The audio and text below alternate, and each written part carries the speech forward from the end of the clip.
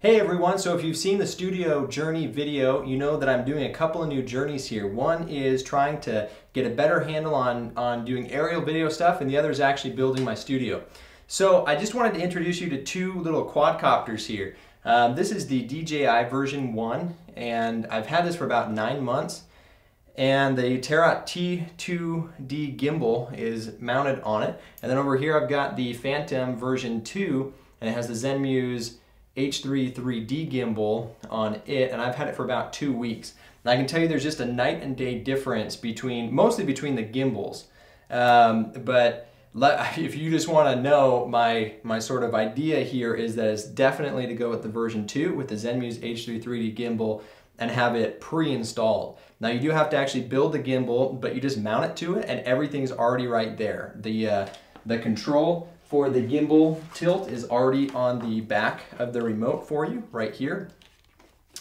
Now, I can tell you a few other things that I have on here. So I do have the wider landing gear on this one. I had the Kumba cam set up on this one. Now I've moved it over to this one. And that's just so that I've got my first person view, or FPV as they call it. And it mounts right here to your remote. And then you've got the transmitter that actually runs on a separate battery.